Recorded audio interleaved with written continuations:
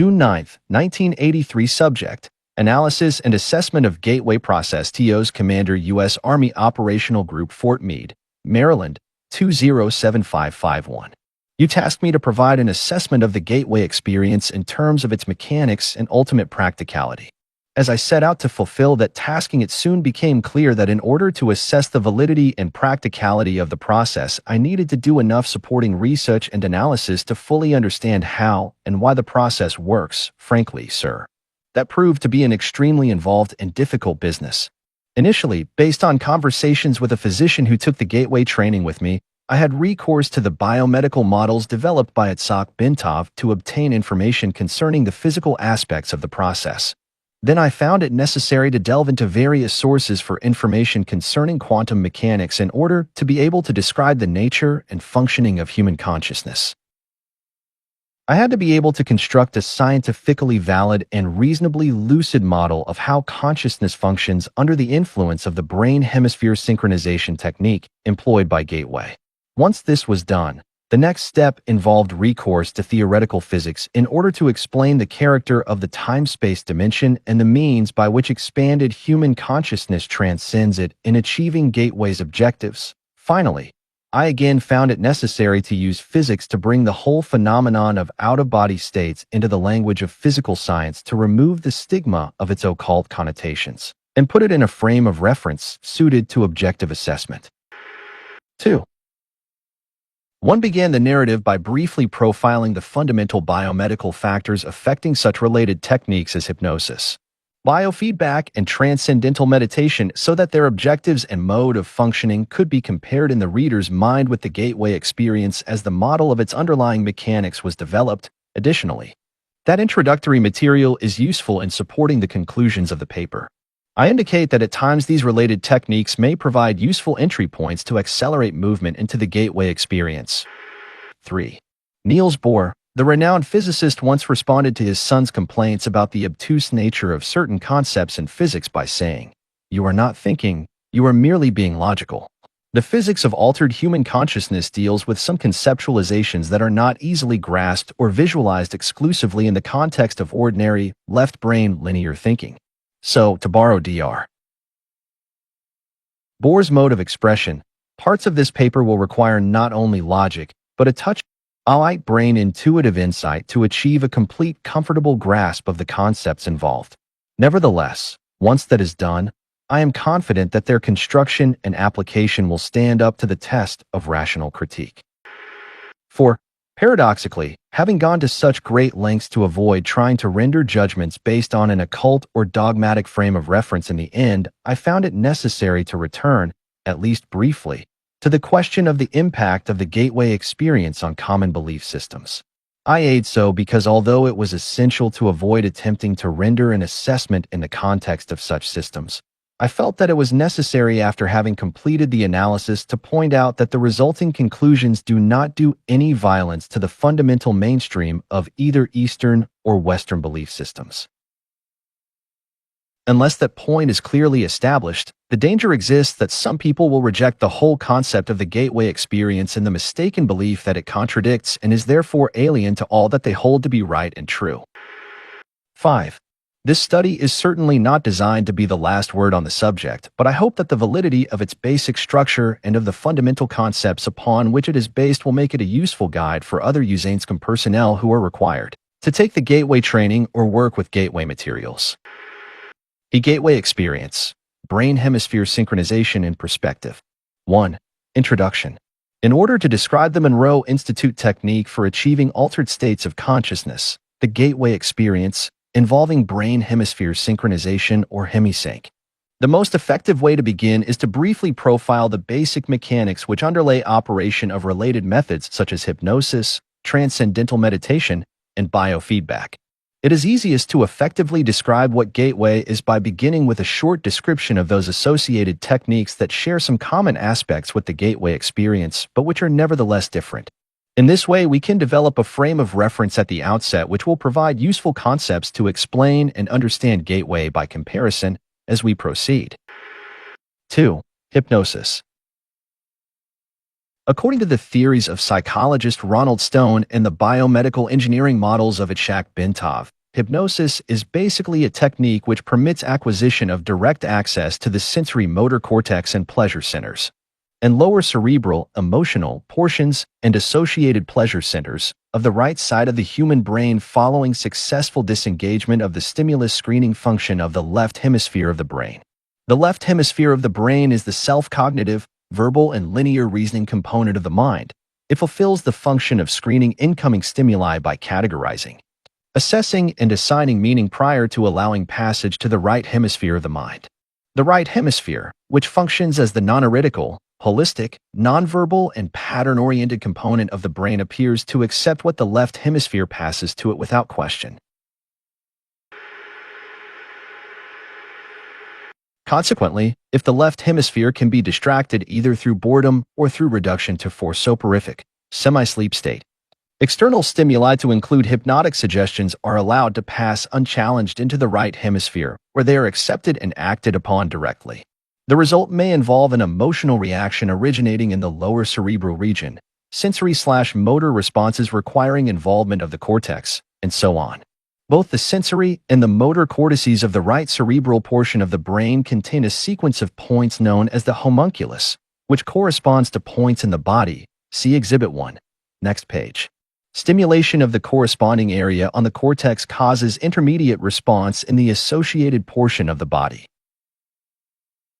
Consequently, induction of the suggestion that the left leg is numb, if it reaches the right hemisphere unchallenged and is referred to the appropriate area of the sensory cortex, will result in an electrical reaction being generated that will induce the feeling of numbness. Similarly, the suggestion that the person is experiencing a general feeling of happiness and well-being would be referred to the appropriate pleasure centers located in the lower cerebral portion or in the cortex of the right hemisphere, thereby inducing the suggested feeling of euphoria. Finally, suggestions such as one that informs the hypnotic subject that he enjoys enhanced concentration or powers of memory would be responded to in the right hemisphere by accessing unused information storage capacity normally held in reserve as a result of left hemisphere selection and control processes. This aspect will become significant in the context of the gateway process when attention is given to examining the way that hypnosis may be used to accelerate progress in the early stages of the gateway experience. 3. Transcendental meditation. On the other hand, transcendental meditation works in a distinctly different fashion. In this technique, intense and protracted single-minded concentration on the process of drawing energy up the spinal cord ultimately results in what appears to be creation of acoustical standing waves in the cerebral ventricles, which are then conducted to the gray matter in the cerebral cortex on the right side of the brain. As a result, according to Bentov, these waves will stimulate and eventually polarize the cortex in such a way that it will tend to conduct a signal along the homunculus, starting from the toes and on up. The Bentov biomedical model, as described in a book by Lee Sinella, MD, entitled Kundalini Psychosis or Transcendence, states that the standing acoustical waves are the result of the altered rhythm of heart sounds which are occasioned by prolonged practice of meditation, and which set up sympathetic vibrations in the walls of the fluid-filled cavities which comprise the third and lateral ventricles of the brain. In addition, according to Bentov, the states of bliss described by those whose Kundalini symptoms have completed the full loop along the hemispheres may be explained as a self-stimulation of the pleasure centers in the brain caused by the circulation of a current along the sensory cortex. Bentov also notes that most of the described symptoms start on the left side of the body, means that it is mostly a development occurring in the right hemisphere. Although normally a period of meditation involving intense concentration and practice for 5 years or some is required to bring up the Kundalini, Bentov states that exposure to mechanical or acoustical vibrations in the range of 4 to 7 Hz cycles per second for protracted periods may achieve the same effect. Bentov cites, as an example, repeated riding in a car whose suspension and seat combination produce that range of vibrations, or being exposed for long periods of time to these frequencies caused, for instance, by an air conditioning duct. He also notes that the cumulative effect of these vibrations may be able to trigger a spontaneous physio-kundalini sequence in susceptible people who have a particularly sensitive nervous system. 4. Biofeedback. The third consciousness-altering methodology, which will be briefly described, is biofeedback. Biofeedback is somewhat unique in that it actually employs the self-cognitive powers of the left hemisphere to gain access to such areas of the right brain as the lower cerebral, motor, and sensory cortices and assorted pain or pleasure centers. Instead of suppressing the left hemisphere as is done in hypnosis, or largely bypassing and ignoring it as is done in transcendental meditation, biofeedback teaches the left hemisphere first to visualize the desired result and then to recognize the feelings associated with the experience of successful right hemisphere access to the specific lower cerebral cortex, pain or pleasure or other areas in the manner needed to produce the desired result. Special self-monitoring devices such as the digital thermometer are used to inform the left brain when it succeeds in keying the right hemisphere into accessing the appropriate area. Once this is done, the left brain can then repeatedly instruct the right brain to re-establish the pathways involved so as to produce the same external, objective measures of success. In this way, the pathways are strengthened and emphasized to such an extent that left brain consciousness is enabled to access appropriate areas in the right brain using a conscious demand mode. For example, if the subject wishes to increase the circulation in the left leg in order to speed up healing, he may concentrate with his left brain on achieving that result while carefully monitoring a digital thermometer connected to the left leg. When the concentrated effort begins to achieve success, the digital thermometer will register an increase in the temperature of the left leg. At that point, the subject can mentally, left brain, associate the sensations experienced with the result achieved and can begin to emphasize, by memory recall, the same process to cause its strengthening by affirmation and repetition. In this way, pain can be blocked, healing can be enhanced, malignant tumors can apparently be suppressed and ultimately destroyed, the body's pleasure centers can be stimulated, and a variety of specific physiological results may be achieved. In addition, biofeedback may be used to greatly accelerate achievement of deep meditative states, particularly for beginners who have no experience in meditative techniques and whose progress in that methodology is enhanced through effective visualization and external, objective affirmation.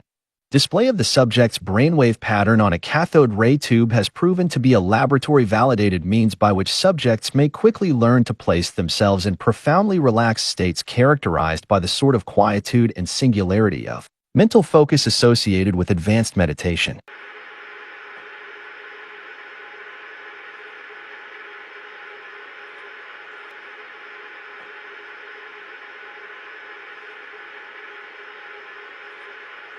Five, gateway and hemisync. Now that we have briefly profiled the basic mechanics of the principal techniques for altering or expanding consciousness which share some of the objectives and/or methods employed in the gateway experience, we may proceed to focus on what that technique actually involves. Fundamentally, the gateway experience is a training system designed to bring enhanced strength, focus, and coherence to the amplitude and frequency of brainwave output between the left and right hemispheres so as to alter consciousness, moving it outside the physical sphere so as to ultimately escape even the restrictions of time and space. The participant then gains access to the various levels of intuitive knowledge which the universe offers. What differentiates the gateway experience from forms of meditation is its use of the hemisync technique, which is defined in a monograph by Monroe Institute trainer Melissa Yeager as a state of consciousness defined when the EEG patterns of both hemispheres are simultaneously equal in amplitude and frequency. Although hemisync seems to be rather rare and of only short duration in ordinary human consciousness, Melissa Yeager states that audio techniques developed by Bob Monroe can induce and sustain hemisync with the Institute's basic Focus 3 tapes. She also notes that studies conducted by Elmer and Alice Green at the Menninger Foundation have shown that a subject with 20 years of training in Zen meditation could consistently establish hemisync at will, sustaining it for over 15 minutes. Dr. Stuart Twemlow, a psychiatrist and a research associate of the Monroe Institute, reports that in our studies of the effect of the Monroe tape system on brainwaves, we have found that the tapes encourage the focusing of brain energy. It can be measured as with a light bulb, in watts, into a narrower and narrower frequency band. This focusing of energy is not unlike the yoga concept of one-pointedness, which we may translate in Western terms as a single-mindedness. Dr. Twemlow goes on to observe that as the individual gets into the tapes beyond focus 3, there is a gradual increase in brainwave size, which is a measure of brain energy overpower. 6. Lamp versus laser. Melissa Yeager uses a metaphor to help clarify the process involved in the use of hemisyn in the gateway experience. She points out that the human mind in its natural state may be likened to an ordinary lamp which expends energy in the form of both heat and light, but in a chaotic, incoherent way which diffuses its energy over a wide area of rather limited depth. On the other hand, the human mind under the discipline of hemisync acts after the fashion of a laser beam which produces a disciplined stream of light. The stream of energy is projected with total coherence of both frequency and amplitude such that the surface area of a laser beam contains billions of times the concentrated energy found in a similar surface area on the Sun. Gateway assumes that once the frequency and amplitude of the human brain are rendered coherent, it is possible to begin accelerating both SE that the human mind is soon resonating at ever higher vibrational levels. The mind can then bring itself into synchronization with more sophisticated and rarefied energy levels in the universe. The mind, when operating at these increasingly rarefied levels, is assumed to be capable of processing the information thus received through the same fundamental matrix by which it makes sense of ordinary physical sensory input to achieve meaning in a cognitive context. Meaning is usually perceived visually in the form of symbols, but may also be perceived as astonishing flashes of holistic intuition or even in the form of scenarios involving both visual and oral perception. The mechanics by which the mind exercises the consciousness function will be addressed in more detail later in this paper. 7. Frequency following response. To achieve synchronization of brain hemispheres, the hemisync technique takes advantage of a phenomenon known as the frequency following response (FFR), which means that if a subject hears a sound produced at a frequency which emulates one of those associated with the operation of the human brain, the brain will try to mimic the same frequency pattern by adjusting its brainwave output. Therefore, if the subject is in a fully awake state but hears sound frequencies which approximates brainwave output at the theta level, the subject's brain will endeavor to alter its brainwave pattern from the normal beta to the theta level. Since the theta level is associated with sleep, the subject concerned may progress from a fully awake to a sleep state, provided that he does not consciously resist, as the brain strives to entrain its wave frequency output with the one which the person hears. Since these brainwave frequencies are outside the spectrum of sounds which can be heard in pure form by the human ear, hemisync must produce them based on another phenomenon known as the brain's capacity for deducing beat frequencies. If the human brain is exposed to one frequency in the left ear which is 10 Hz below another audible frequency played in the right ear, rather than hearing either of the two audible frequencies, the brain chooses to hear the difference between them, the beat frequency. Thus, availing itself of the FFR phenomenon and using the technique of beat frequencies, the gateway system uses hemisyn and other audio techniques employing the FFR phenomenon to introduce a variety of frequencies which are played at a virtually subliminal, marginally audible level. The objective is to relax the left hemisphere of the brain, place the physical body in a virtual sleep state, and bring the left and right hemispheres into coherence under conditions designed to promote the production of ever higher amplitude and frequency of brainwave output. Audible and perhaps subliminal suggestions by Bob Monroe accompany the various brainwave frequencies, which are sometimes rolled in together with other sounds such as sea surf to mask the sound frequencies where desirable. In this way, Gateway endeavors to provide the subject with the tools by which he may alter his consciousness based on his own volition over time through the repetitive use of the tapes, so as to access, via intuitive means, new categories of information not available to ordinary consciousness. 8. Rolls CF resonance. However, brain coherence through entrainment to beat frequencies introduced via stereo headphones is only part of the reason why the gateway system works. It is also designed to achieve the physical quietude characteristic of deep transcendental meditative states, which brings about a complete alteration of the fundamental resonance pattern associated with the sound frequencies produced by the human body. Yoga, Zen, or transcendental meditation, if practiced long enough, will produce a change in the sound frequency with which the human heart resonates throughout the entire body. According to Bentov, this change in resonance results from elimination of what the medical profession calls the bifurcation echo, so that the sound of the heartbeat can move synchronously up and down the circulatory system in harmonious resonance approximately 7 times a second. Bentov describes the role played by the bifurcation echo as follows.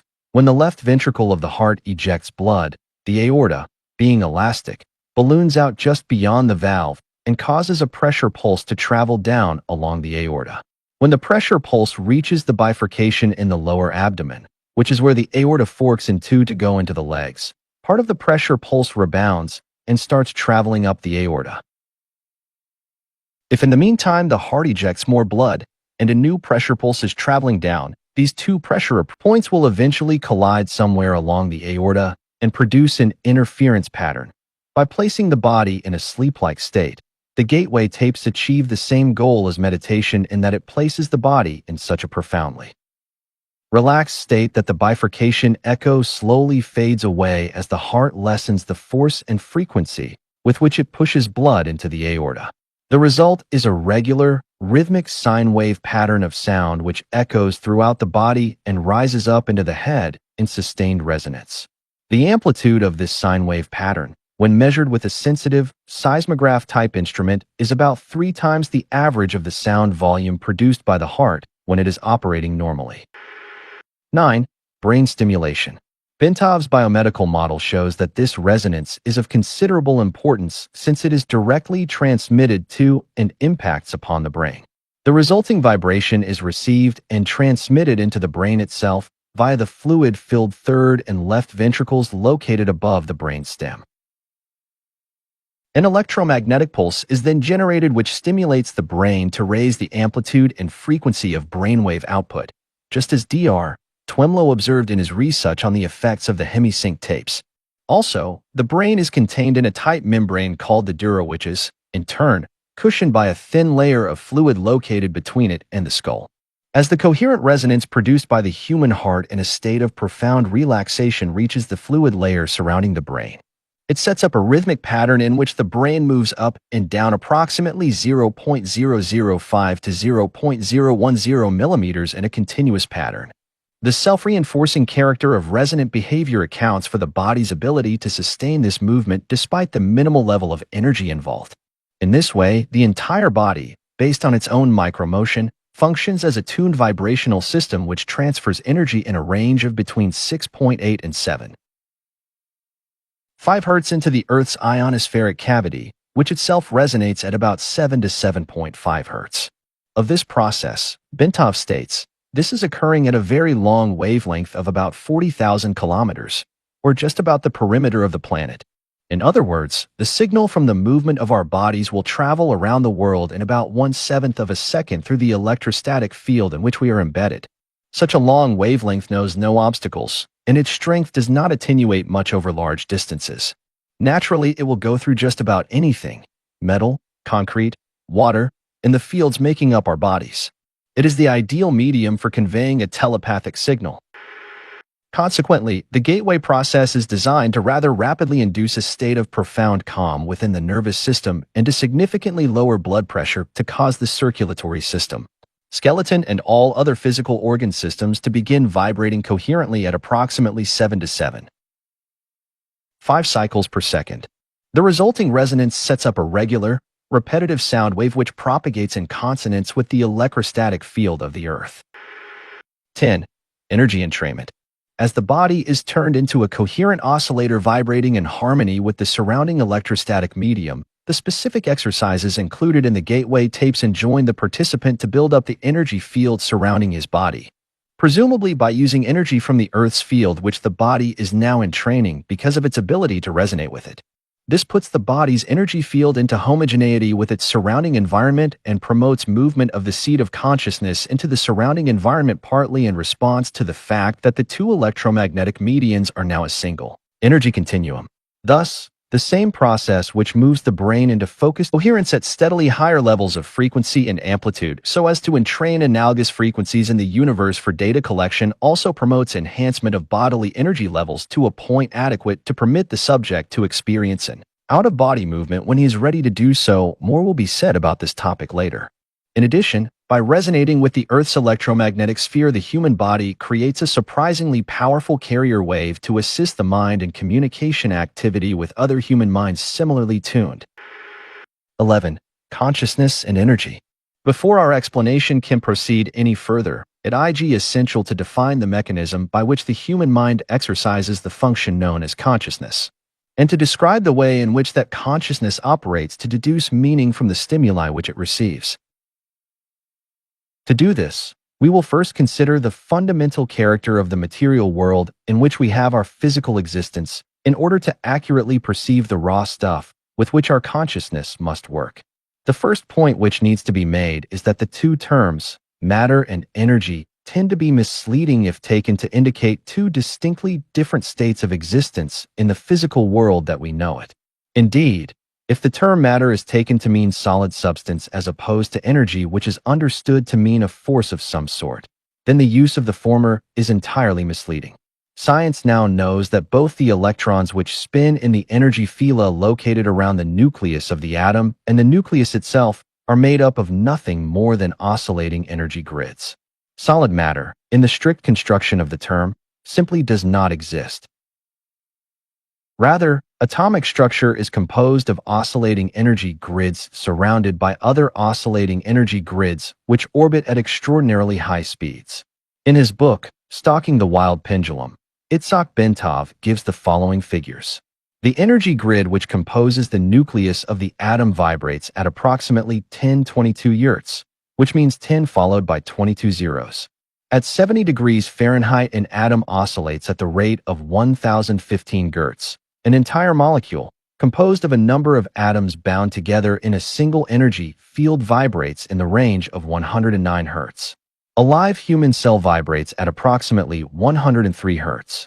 The point to be made is that the entire human being, brain, consciousness and all is, like the universe which surrounds him, nothing more or less than an extraordinarily complex system of energy fields.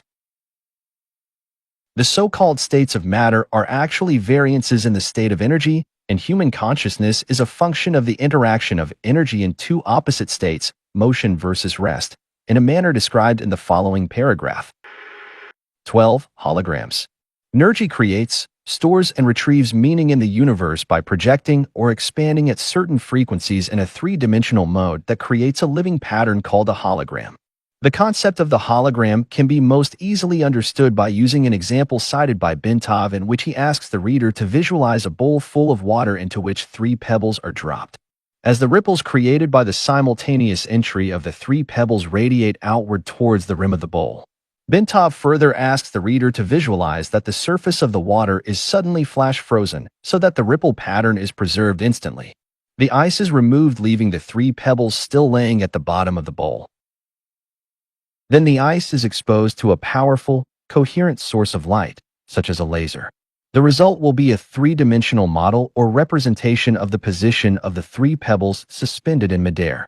Holograms are capable of encoding so much detail that, for example, it is possible to take a holographic projection of a glass of swamp water and view it under magnification to see small organisms not visible to the naked eye when the glass of water itself is examined. The whole concept of holography, despite its scientific implications, has only been known to the physicists since the underlying mathematical principles were worked out by Denis Gabor in 1947. He later won a Nobel Prize for his work. Laboratory demonstration of Gabor's work only occurred years later following invention of the laser. As biologist Lyle Watson explains, the purest kind of light available to us is that produced by a laser, which sends out a beam in which all the waves are of one frequency, like those made by an ideal pebble in a perfect pond. When 2 laser beams touch, they produce an interference pattern of light and dark ripples that can be recorded on a photographic plate. And if one of the beams, instead of coming directly from the laser, is reflected first off an object such as a human face, the resulting pattern will be very complex indeed, but it can still be recorded. The record will be a hologram of the face. 13. The part encodes the whole. Of further importance is the fact that even if we dropped our frozen hologram of the ripple pattern on the floor and broke it into a number of pieces, each individual piece would recreate the entire holographic image all by itself. The smaller the piece, the fuzzier and more distorted would be the resulting holographic projection, but the fact remains that a whole projection would nonetheless be made. The key to creating any hologram is that energy in motion must interact with energy in a state of rest, non-motion.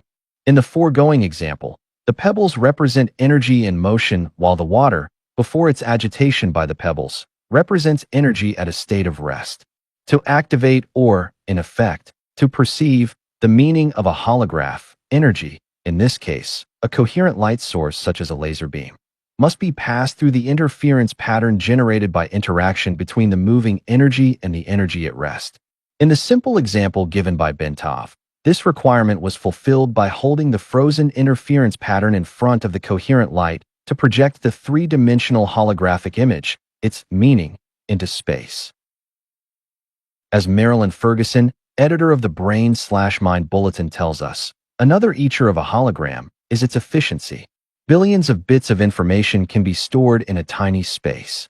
The pattern of the holographic photograph is stored everywhere on the plate. 14. The consciousness matrix. The universe is composed of interacting energy fields, some at rest and some in motion. It is, in and of itself, one gigantic hologram of unbelievable complexity. According to the theories of Carl Pribram, a neuroscientist at Stanford University, and David Bohm, a physicist at the University of London, the human mind is also a hologram which attunes itself to the universal hologram by the medium of energy exchange, thereby deducing meaning and achieving the state, which we call consciousness, with respect to states of expanded or altered consciousness such as Gateway uses. The process operates in the following way. As energy passes through various aspects of the universal hologram and is perceived by the electrostatic fields which comprise the human mind, the holographic images being conveyed are projected upon those electrostatic fields of the mind and are perceived or understood to the extent that the electrostatic field is operating at a frequency and amplitude that can harmonize with and therefore read the energy carrier wave pattern passing through it, changes in the frequency and amplitude of the electrostatic field which comprises the human mind determines the configuration and hence the character of the holographic energy matrix which the mind projects to intercept meaning directly from the holographic transmissions of the universe. Then, to make sense of what the holographic image is saying to it, the mind proceeds to compare the image just received with itself. Specifically, it does this by comparing the image received with that part of its own hologram which constitutes memory. By registering differences in geometric form and in energy frequency, the consciousness perceives, see Exhibit 2, next page. As psychologist Keith Floyd puts it, contrary to what everyone knows is so, it may not be the brain that produces consciousness but rather, consciousness that creates the appearance of the brain. 15. Brain and face. The consciousness process is most easily envisaged if we picture the holographic input with a three-dimensional grid system superimposed over it such that all of the energy patterns contained within can be described in terms of three-dimensional geometry. Using mathematics to reduce the data to two-dimensional form, Bentov states that scientists suspect that the human mind operates on a simple binary go/no-go system as do all digital computers. Therefore, once it superimposes a three-dimensional matrix over holographic information it wishes to interpret and reduces that information mathematically to two-dimensional form, it can completely process it using its fundamental binary system just as any computer made by the hand of man can process volumes of data and make various comparisons between the data and information stored in its digital memory. Our minds operate in the same way, perceiving by comparison only. Bentov states the proposition this way: our whole reality is constructed by constantly making such comparisons. Whenever we perceive something, we always perceive differences only. In states of expanded consciousness, the right hemisphere of the human brain in its holistic, nonlinear, and nonverbal mode of functioning acts as the primary matrix or receptor for this holographic input while, by operating in phase or coherence with the right brain, the left hemisphere provides the secondary matrix through its binary, computer-like method of functioning to screen further the data by comparison and reduce it to a discrete, two-dimensional form. 16. Evaluation. To the extent that Gateway succeeds in bringing about a refinement in energy matrix of the mind, it succeeds in expanding or altering human consciousness so that it can perceive without recourse to the intercession of the physical senses, such that ever more of the universal hologram, not, of course, accessible by sense perception, can ultimately be perceived and understood. Marilyn Ferguson has written that the theories of Pre-Bram and Bohm appear to account for all transcendental experience, paranormal events, and even normal perceptual oddities. She goes on to say of Pre-Bram, currently he is proposing a startling, all-encompassing model that is generating considerable excitement among those intrigued by the mysteries of human consciousness, his holographic metal. Mary's brain research to theoretical physics. It accounts for normal perception and simultaneously takes the paranormal and transcendental experiences out of the supernatural by explaining them as a part of nature. Like certain strange discoveries of quantum physics, the radical reorientation of this theory suddenly makes sense of paradoxical sayings of mystics throughout the ages. 17. Self-cognition.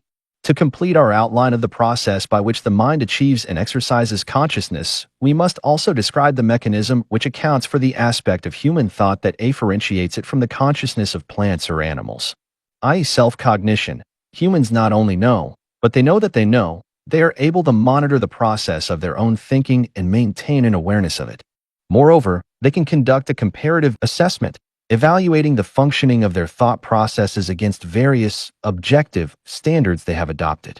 Human consciousness can do this because it has the capacity to duplicate aspects of its own hologram, project them out, perceive that projection, put it through comparison with the memory aspect, where 4TS evaluation standards of measure are stored, of its own hologram, and measure or sense the differences using three-dimensional geometry, and then binary, go/no-go, pulse to yield verbal cognition about the self. 18. Time-space dimension. Up to this point, our discussion of the gateway process has been relatively simple and easy to follow. Now the fun begins. Gateway involves more than just perception of those aspects of the universal hologram, which can be accessed in the dimension of time-space as we know it. To explain how and why human consciousness can be brought to transcend the limitations of time-space, i.e., the next task, which must be addressed. To do this, we must first appreciate what time and space are in order to understand how the dimension that they constitute can be transcended. Physicists define time as a measurement of energy or force in motion. In other words, it is a measurement of change. However, in order for energy to be in motion, it must first be limited in some way within the confines of some sort of vibratory pattern, so that its confinement gives it the capacity for being contained at a specific location, which is distinguishable from other locations, space. Energy which is not confined is force without limit, without dimension, without the limits of form. It is infinity, cannot move because there is nothing beyond infinity, and is therefore outside of the dimension of time. It is also beyond space because that concept implies that a specific energy form is limited to a specific location and is absent from other locations. But if energy is in the state of infinity, there are no boundaries, no here to differentiate from there, no sense of area. Energy in infinity means energy uniformly extended without limit. It has no beginning, no end, no location. It is conscious force, the fundamental, primal power of existence without form, a state of infinite being. Energy in infinity is gauged to be completely at rest and, therefore, cannot generate holograms so long as it remains utterly inactive. It retains its inherent capacity for consciousness in that it can receive and passively perceive holograms generated by energy in motion out in the various dimensions which make up the created universe, but it cannot be perceived by consciousness, operating in the active universe. Energy in this state of inactive infinity is termed by physicists as energy in its absolute state, of simply the absolute. Between the absolute and the material universe in which we experience our physical existence are various intervening dimensions to which human consciousness and altered states of being may gain access. Theoretically, human consciousness may continue to expand the horizons of its perceptual capability until it reaches the dimension of the absolute, at which point perception stops because the absolute generates no holograms of about itself. 19. Intervening dimensions. Since the absolute is conscious energy in infinity, I.e., without boundaries, it occupies every dimension to include the time-space dimension in which we have our physical existence, but we cannot perceive JT. It overlays everything as do many of the intervening gradients or dimensions through which the energies of the universe pass on their way to and from their home in the state of infinity, the absolute.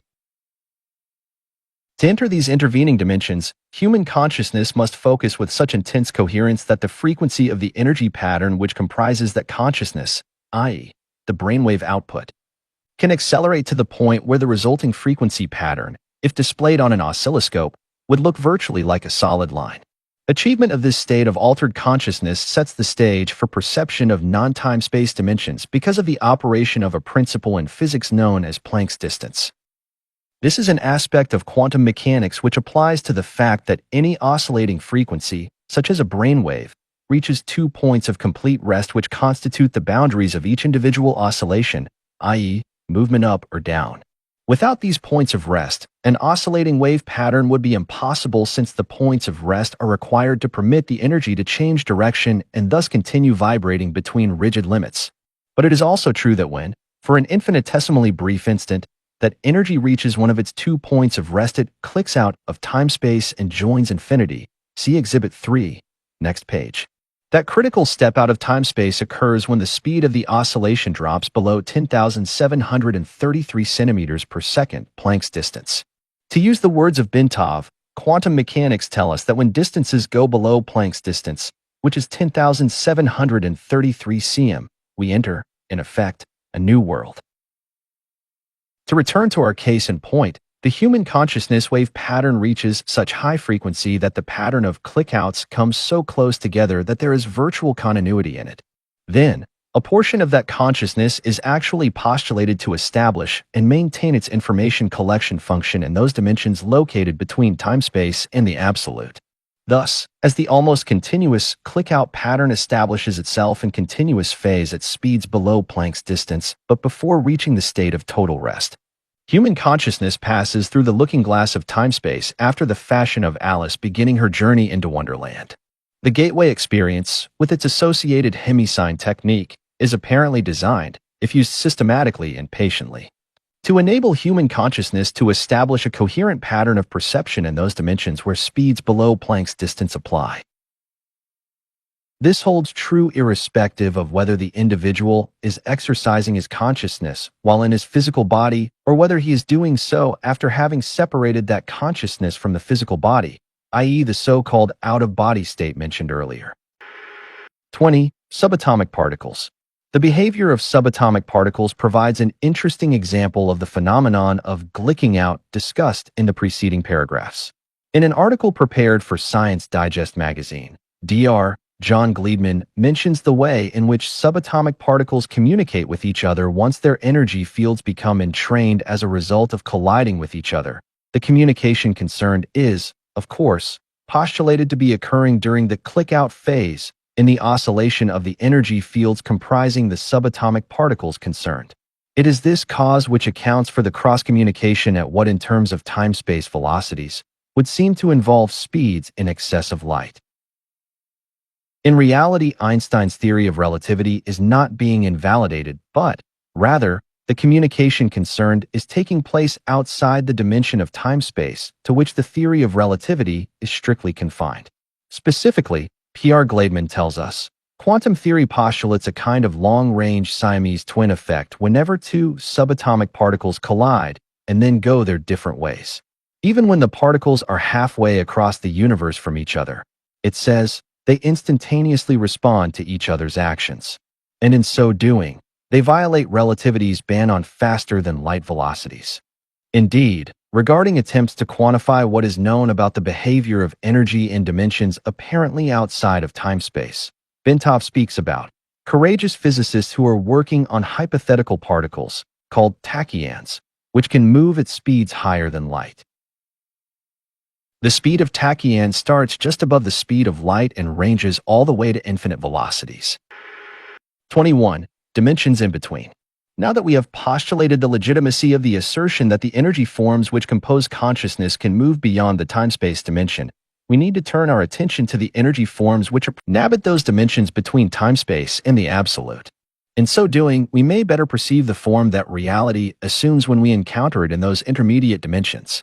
In this context, Bentov tells us that the causal relationship between events breaks down, movements become jerky rather than smooth, time and space may become grainy or chunky. Perhaps a piece of space can be traversed by a particle of matter in any direction without necessarily being synchronized with a piece of time. In short, a pair of events will occur in either time or space, the pair not being connected causally but by a random fluctuation. What Bentov means is that inside the dimension of time-space where both concepts apply in a generally uniform way, there is a proportional relationship between them. A certain space can be covered by energy moving in either particle or wave form in a certain time, assuming a specific velocity virtually anywhere in the time-space universe. The relationship is neat and predictable. However, in the intermediate dimensions beyond time-space, the limitations imposed on energy to put it into a state of oscillating motion are not uniform as they are in our physical universe. A myriad of various distortions and incongruities are thus likely to be encountered, such that our nice neat assumptions concerning the relationship between time and space as we know it in this dimension do not apply. But even more important, access is open to both the past and the future when the dimension of current time-space is left behind. 22. Special status, out-of-body experience. Although human consciousness can, with enough practice, move beyond the dimension of time-space and interface with other energy systems in other dimensions, the entire process is appreciably enhanced if that consciousness can be detached in large measure from the physical body before such interface is attempted. Once an individual becomes proficient in the technique of out-of-body movement and then reaches the point where he is able to break out of time-space while out of his body, he gains the advantage of clicking out part of his enhanced consciousness while starting from a base located much closer to the dimensions with which he wishes to communicate.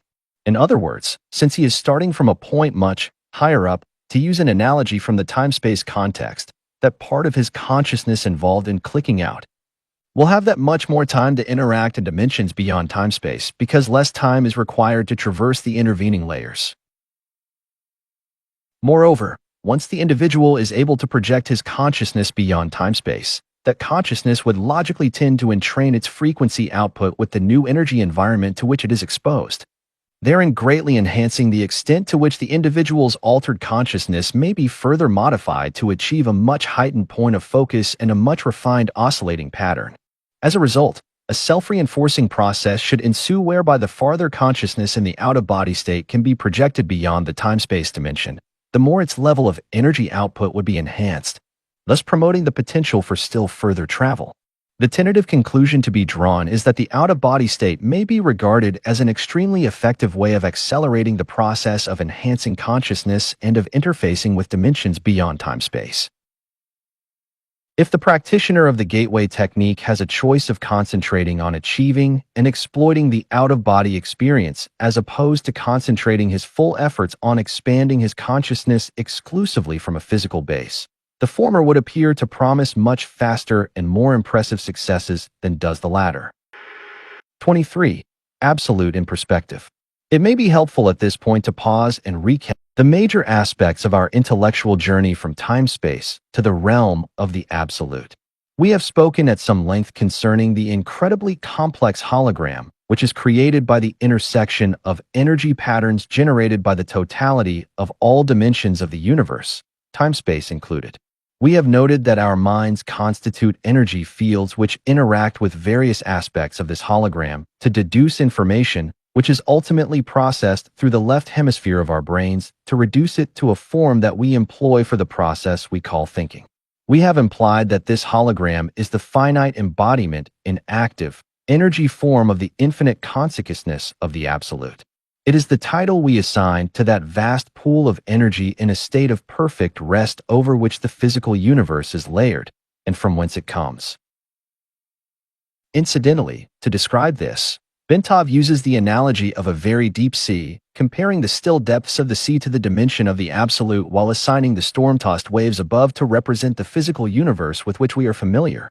The slightly agitated currents of the sea to be found in between the turbulent surface and the totally still depths represent energy in the process of either going into rest, i.e. approaching infinity, or coming out of rest. 24. From Big Bang to Torus. Working from the widely accepted Big Bang theory, Bentov presents a conceptual model to depict the process of time-space evolution, the relative position of the universal hologram. That hologram is often called a porous because it is thought to have the overall shape of an immense, self-contained spiral, basing his thesis on recent studies concerning the distribution of quasars, quasi-stellar objects, and operating on the premise that in the universe smaller processes tend to be mirror images of larger ones, i.e. the pattern of electrons around the nucleus of an atom mirrors the way planets orbit their suns, and so on. Bentov postulates the following scenario. Taking his cue from the observed capability of quasars to eject enormously concentrated beams of matter from their interiors in a controlled, non-concentric version of the Big Bang, he envisages a similar process occurring in the generation of the universe. See Exhibit 4, next page. Noting that those galaxies located to the north of our own galaxy are moving away faster than those located to the south, and that those to the east and west are demonstrably more distant, Bentov regards this as substantive evidence that the jet of matter, which expanded into our universe, has turned back upon itself, eventually forming an ovoid or egg shape. He sees matter in our universe entering the ovoid pattern following ejection from a nucleus composed of extremely compressed energy through a white hole. At the end of its trip to the far end of the ovoid, he sees it departing via a black hole. In such a model, time is observed to be a measure of the change which occurs as energy evolves into new, more complex forms as it progresses along the distance from the white hole side of the nucleus, around the shell of this cosmic egg, until it enters the black hole. In other words, as energy expelled from infinity and confined within limits by the conscious of the absolute achieves form and motion following ejection from the white hole at the top of the egg. Time begins as a measure of the cadence of this evolutionary movement as reality goes around the shell of the egg on its journey to the black hole at the far end.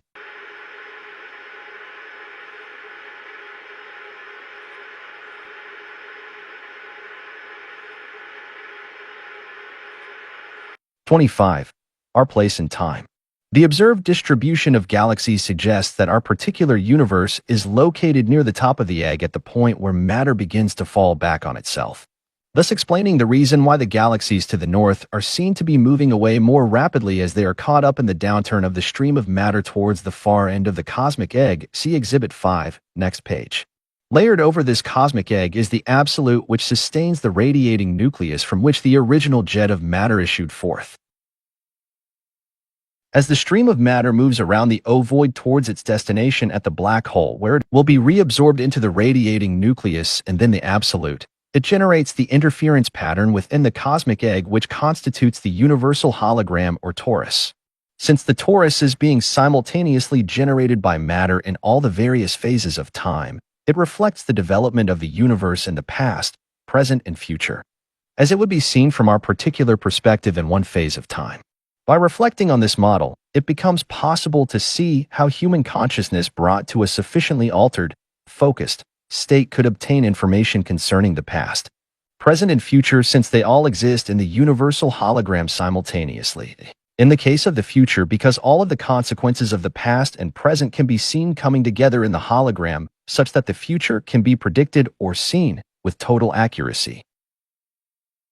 Moreover, it is possible to see how the implosion of energy patterns would cross and recross to create an incredibly complex four-dimensional hologram or torus, in spiral shape and reflection of the multidimensional developing pattern of evolution. All of the movements of the energies which comprise the universe leave their mark and hence tell their story throughout time. 26. Quality of consciousness.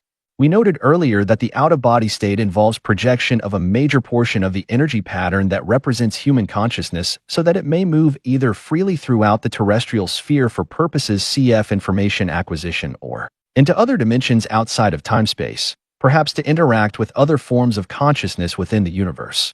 Consciousness is the organizing and sustaining principle that provides the impetus and guidance to bring and keep energy in motion within a given set of parameters so that a specific reality will result. When consciousness reaches a state of sophistication in which it can perceive itself, its own hologram, it reaches the point of self-cognition. Human beings have this form of elevated consciousness as does the absolute, but in case of the latter, it is a function of energy and its associated quality of consciousness and infinity, omniscience and omnipotence in perceptual unity. When energy returns to a state of total rest within the absolute, it returns to the continuum of consciousness in the pool of limitless, timeless perception that resides there. Thus, the more complex an energy system in the material state, the more consciousness it possesses to maintain its reality. Our consciousness, therefore, is that differentiated aspect of the universal consciousness which resides within the absolute. It accounts for the organization of the energy patterns which constitute our physical body, but is distinctly separate from and superior to it. Since consciousness exists quite apart from and outside of reality, beyond the bounds of time-space, it, like the absolute, has neither beginning nor end. Reality has both a beginning and an end because it is bounded within time-space, but the fundamental quantum of energy and its associated consciousness is eternal. When reality ends, its constituent energy simply returns to infinity in the absolute. 27. Consciousness and perspective. Having ascertained that human consciousness is able to separate from physical reality and interact with other intelligences in other dimensions within the universe, and that it is both eternal and destined for ultimate return to the absolute, we are faced with the question, so what happens then? Since memory is a function of consciousness and therefore enjoys the same eternal character as the consciousness which accounts for its existence, it must be admitted that when consciousness returns to the absolute, it brings with it all the memories it has accumulated through experience and reality. The return of consciousness to the absolute does not imply an extinction of the separate entity which the consciousness organized and sustained in reality. Rather, it suggests a differentiated consciousness which merges with and participates in the universal consciousness and infinity of the absolute without losing the separate identity and accumulated self-knowledge which its memories confer upon it. What it does lose is the capability for generation of independent thought holograms, since that can be done only by energy and motion. In other words, it retains the power to perceive but loses the power of will or choice. In exchange, however, this consciousness participates in the all-knowing infinite continuum of consciousness, which is a characteristic of energy in the ever-present. Consequently, it is accurate to observe that when a person experiences the out-of-body state, he is, in fact, projecting that eternal spark of consciousness and memory which constitutes the ultimate source of his identity to let it play in and learn from dimensions both inside and outside the time-space world in which his physical component currently enjoys a short period of reality. 28. Gateway method. Having put the gateway experience in context by postulating a structural outline of how and why it seems to work, and having shown what it is designed to achieve, the time has come to examine the specific techniques which comprise the gateway training process. These techniques are designed to enable the user of the gateway tapes to manipulate the high energy states which can be achieved if the user continues to work with the tapes over a period of time. The amount of time required to reach advanced energy states and to fully exploit the techniques varies with the individual, the sensitivity of his nervous system, his general state of mind, and the extent to which he may have previously developed facility in related techniques such as transcendental meditation are all pertinent factors affecting the speed at which he may expect to progress. The gateway process begins by teaching the individual participant to isolate extraneous concerns in a visualization device called an energy conversion box. Next, the participant is introduced to a method of encouraging his mind and body to strive to achieve a state of resonance through utterance of a single tone, a monotonous, protracted humming sound that sets up a feeling of vibration, particularly in the head. He engages in this resonate tuning, as it is called, by humming along with a chorus of such sounds that are contained on the gateway tape. Following this, the participant is exposed to the gateway affirmation and is encouraged to repeat it to himself as he hears it repeated on the tape. This affirmation is a statement to the effect that the individual realizes that he is more than merely a physical body and that he deeply desires to expand his consciousness. 29. Hemisync introduced. After that, he is exposed for the first time to the hemisync sound frequencies, and is encouraged to focus on and develop a perception of and appreciation for those feelings which accompany the synchronization of brain waves that results. Next comes the technique of progressive and systematic physical relaxation while the hemisync frequencies are expanded to include additional forms of pink and white noise designed to put the physical body at the virtual threshold of sleep as well as to calm the left hemisphere of the mind while raising the right hemisphere to a state of heightened attentiveness. Once all of this is achieved, the participant is invited to envisage creation of an energy balloon comprised of an energy flow beginning at the center of the top of the head and extending down in all directions to the feet. The energy involved in this flow then proceeds up through the body and back out into the balloon pattern again. The energy balloon, which sets up a pattern very reminiscent of the cosmic egg discussed earlier, not only enhances bodily energy flow and encourages early achievement of a suitable resonant state, but it is also designed to provide protection against conscious entities possessing lower energy levels which the participant might encounter in the event that he achieves an out-of-body state. It serves a precautionary purpose in the unlikely event that the participant's first out-of-body experience involves direct projection outside the terrestrial sphere.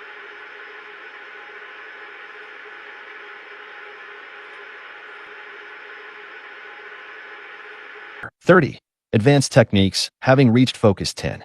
The participant is now ready to endeavor to achieve a state of sufficiently expanded awareness to begin actually interacting with dimensions beyond those associated with his experience of physical reality. This state is called Focus 12 and involves conscious efforts on his part while additional forms of pink and white noise enter the sound stream being directed into his ears from the gateway tape. Once the participant has achieved this state of greatly expanded awareness, he is ready to begin employing a series of specific techniques or tools, as the Monroe Institute characterizes them, which enable him to manipulate his newly found expanded awareness to obtain practical, useful feedback of value for promoting self-discovery and personal growth. The specific techniques involved are described individually below. A. Problem solving. This technique involves identifying fundamental problems which the individual wishes to see solved, filling his expanded awareness with his perception of these problems, and then projecting them out into the universe. In this way, the individual enlists the assistance of what Monroe Institute calls his higher self, in other words, his expanded consciousness, to interact with the universal hologram to obtain the information required to solve the problem. This approach may be used to solve personal difficulties, technical problems in the realm of physics, mathematics, etc., practical administrative problems, and so on. Responses to the problem-solving technique may be received almost immediately, but often they come based on developing intuition over the next 2 to 3 days. Frequently, the response comes in the form of a sudden, holistic perception in which the individual suddenly finds that he simply knows the answer in all of its ramifications and completely in context, sometimes without even being able to put his newly found perception into words, at least initially. In some cases, the response may even arrive in the form of visual symbols which the individual will see with his mind while he is in the Focus 12 state, and which he will have to interpret after he returns to normal consciousness. B.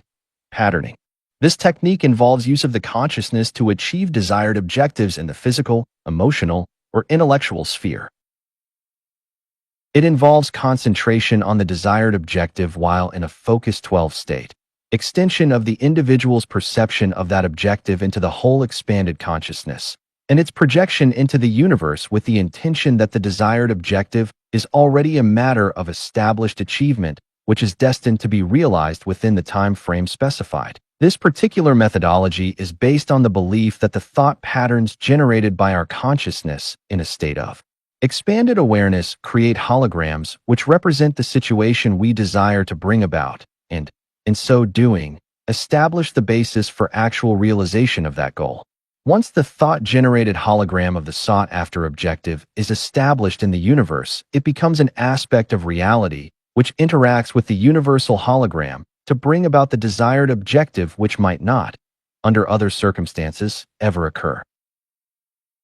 In other words, the technique of patterning recognizes the fact that since consciousness is the source of all reality, our thoughts have the power to influence the development of reality in time-space as it applies to us if those thoughts can be projected with adequate intensity.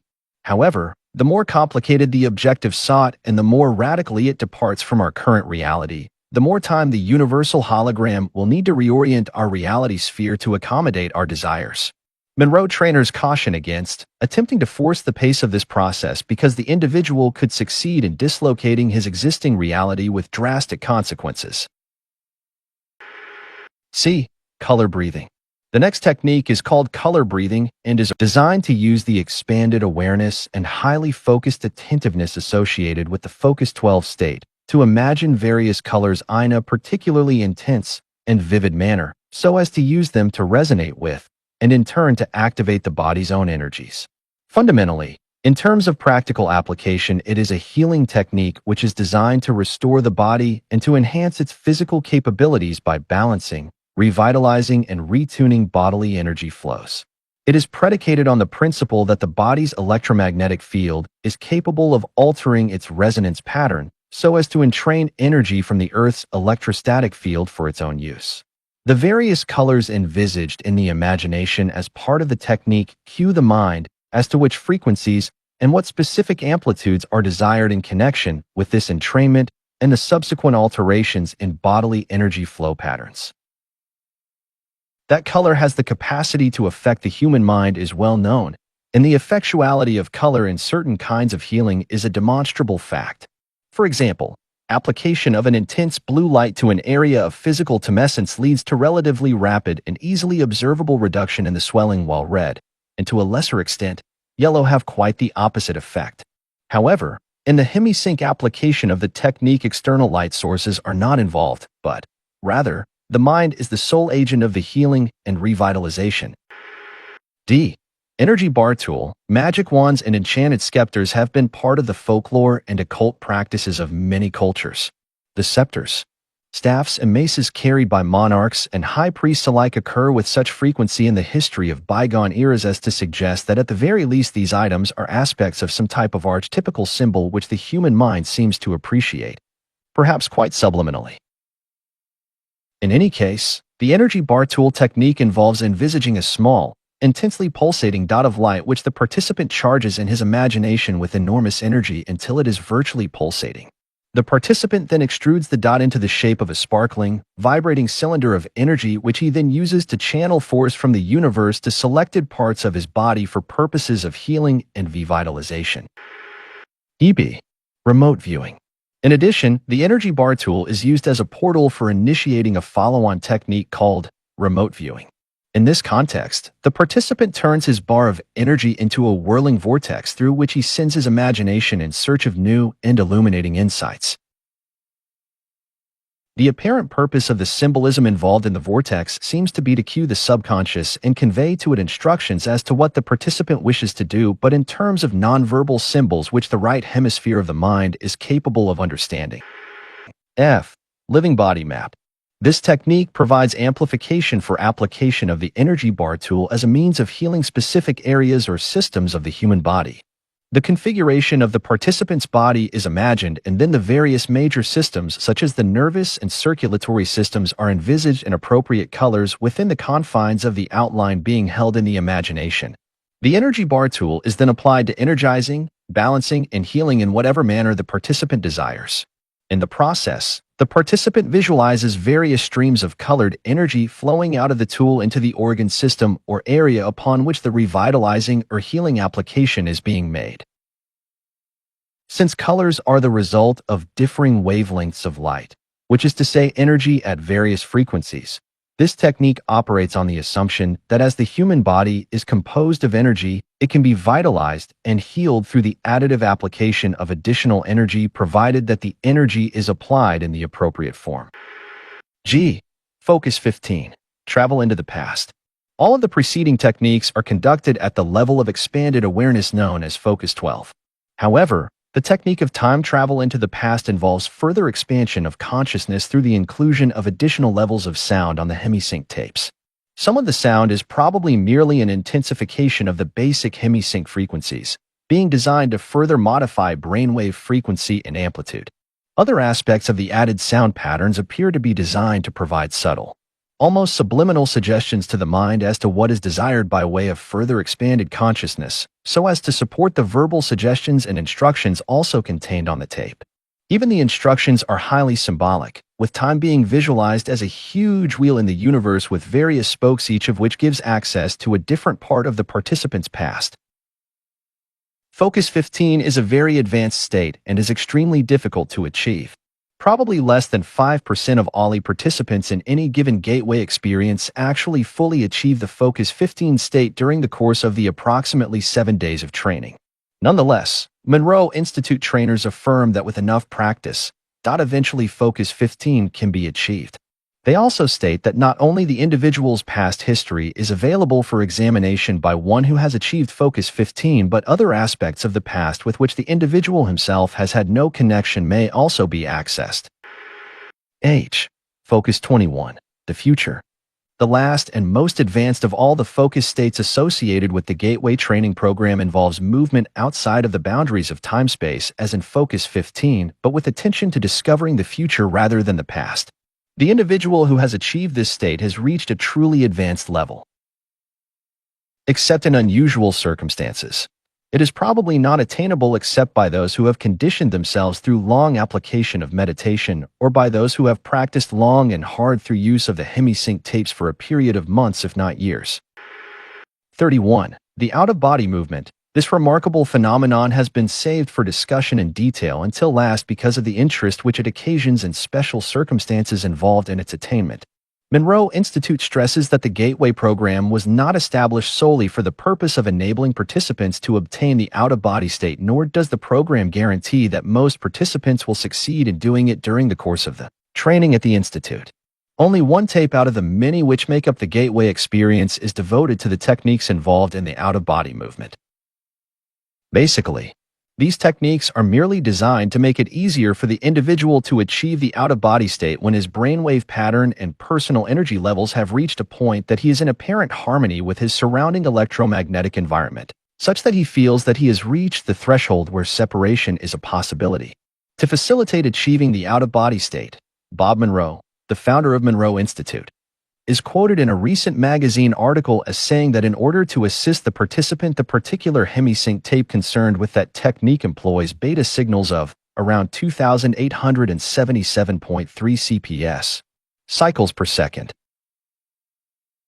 Since 30 to 40 CPS is considered to be the normal range for beta brainwave signals, those associated with the wakeful state, it is apparent that the Monroe Institute is convinced that the same heightened state of brainwave frequency output which promotes altered states of consciousness is also an important consideration in assisting in achievement of out-of-body states.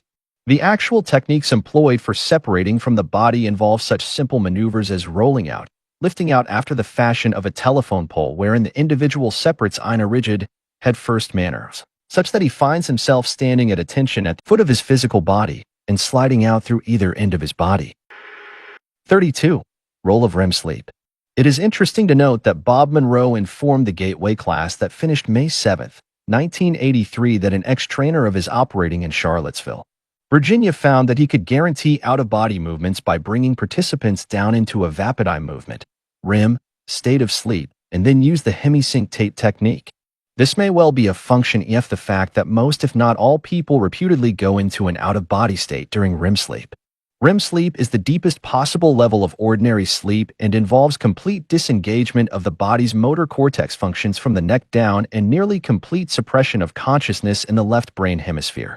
The effect of this is to put the body in a state of complete stillness so far as the skeletal muscle structure is concerned, thereby further promoting the state of deep rest needed to eliminate the bifurcation echo. In addition, it leaves the right hemisphere of the brain free to respond to the instructions and suggestions contained on the Gateway tape. However, use of the hemisync tapes at this point may be less a factor in actually achieving the out-of-body state than it is a matter of focusing the brain enough so that a residual memory of having naturally achieved an out-of-body state is carried into the waking state. Indeed, it may even be postulated that some dreams associated with deep levels of sleep are in fact functions of the same kind of altered consciousness involved in interaction with the universe that plays a role in all of the Focus 12, 15, and 21 states described above. The difference between those states and the condition of the mind in REM sleep seems to be that the left hemisphere is almost totally disengaged in the latter experience, such that memory of what was achieved in the altered states of consciousness cannot usually be retrieved by conscious desire, because the left hemisphere has no knowledge of its existence or its location in the right hemisphere. Admittedly, some people can be trained to remember their REM state dreams through intense conditioning in the waking state, but even that may be more a function of establishing pathways in the right hemisphere which the left hemisphere can access following re-entry into the wakeful state than it is an indication of any specific left hemisphere conscious involvement in the process during REM sleep. In any event, the three apparent conditions required for voluntarily inducing an out-of-body state in most individuals seems to be 1.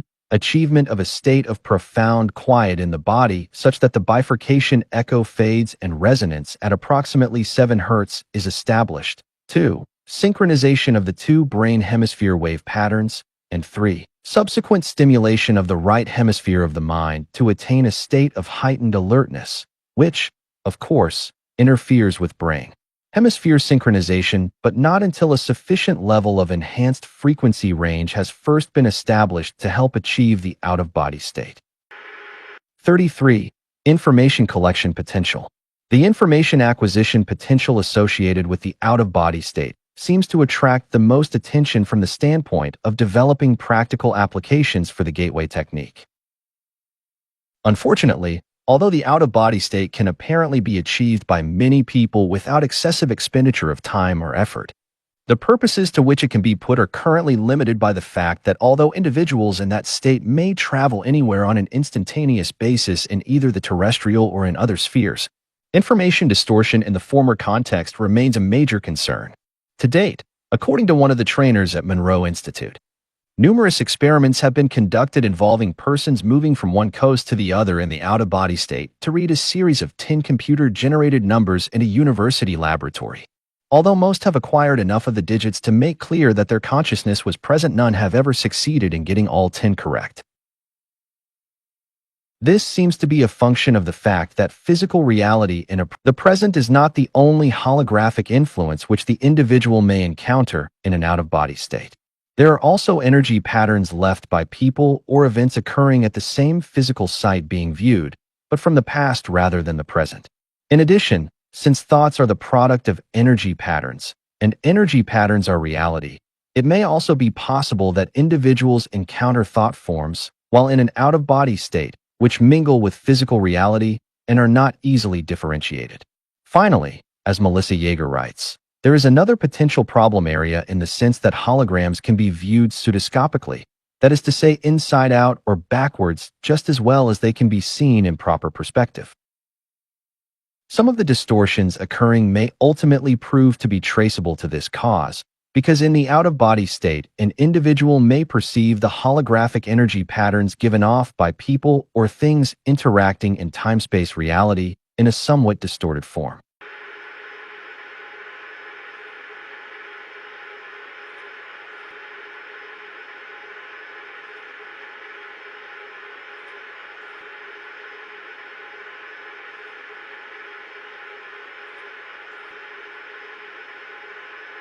'34. Belief system considerations. In 1967, Alexandra David Neal and Lama Yongden wrote a book entitled Secret Oral Teachings in Tibetan Buddhist Sects, from which the following quote is taken: "The tangible world is movement, say the masters, not a collection of moving objects, but movement itself.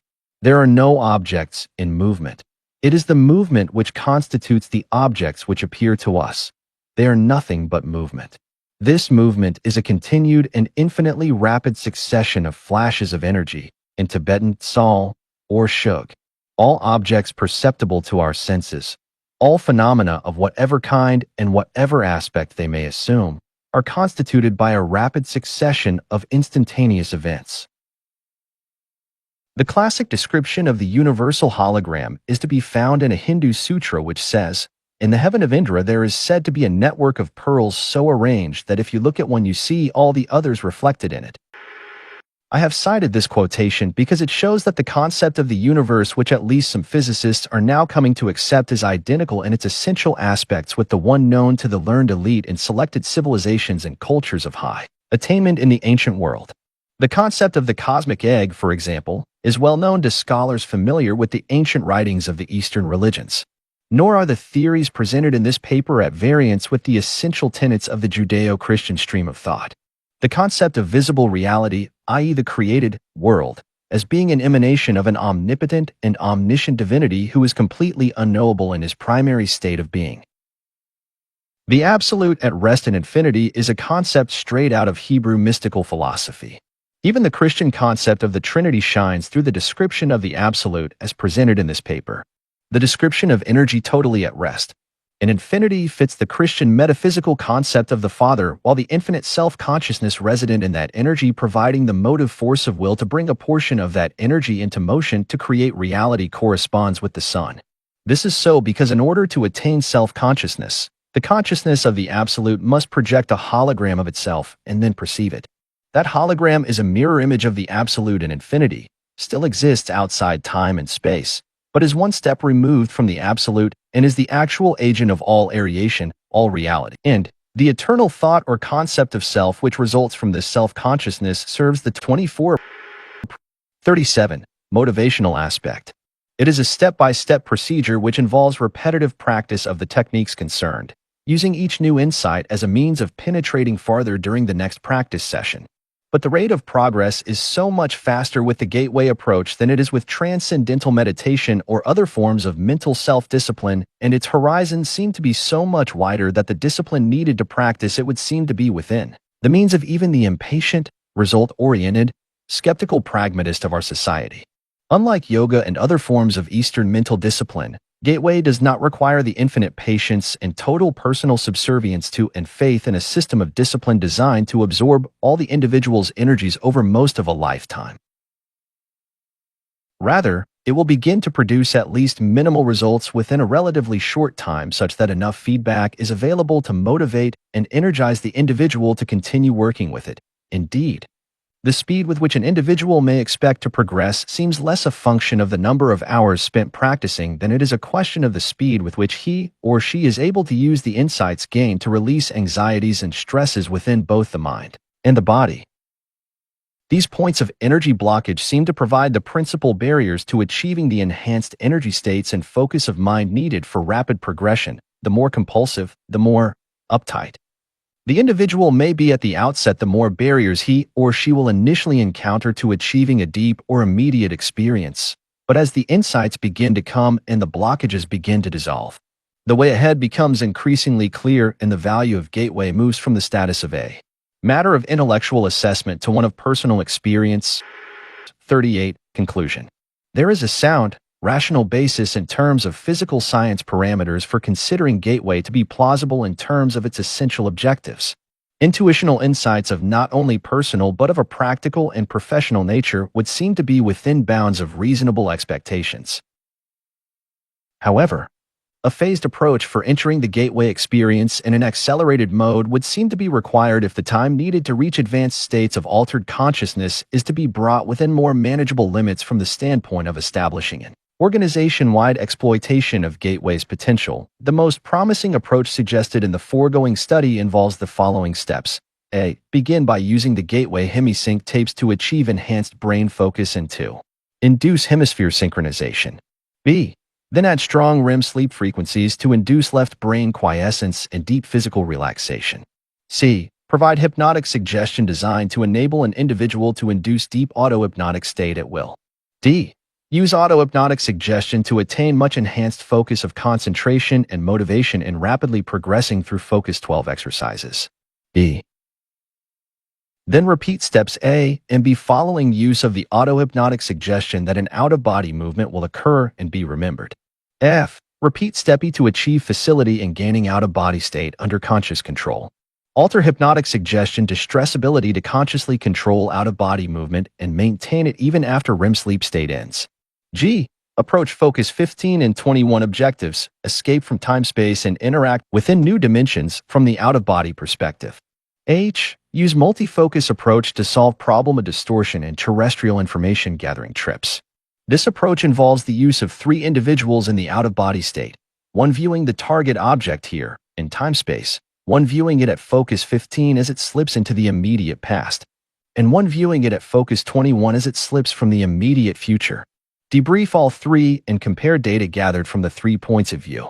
If care is taken to ensure that the three all go out of body together, in the same environment, their consciousness energy systems should resonate in sympathetic oscillation that can tune into the same target on different planes, dimensions.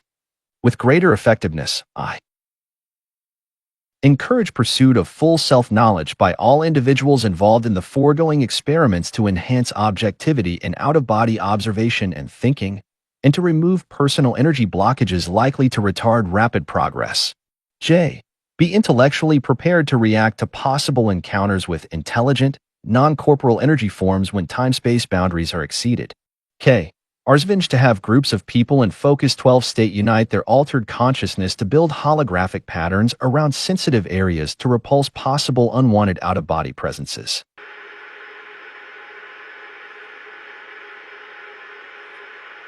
L. Encourage more advanced gateway participants to build holographic patterns of successful attainment and rapid progress for advanced colleagues to assist them in progressing through the gateway system. If these experiments are carried through, it is to be hoped that we will truly find a gateway to gateway and to the realm of practical application for the whole system of techniques which comprise it. Bibliography 1.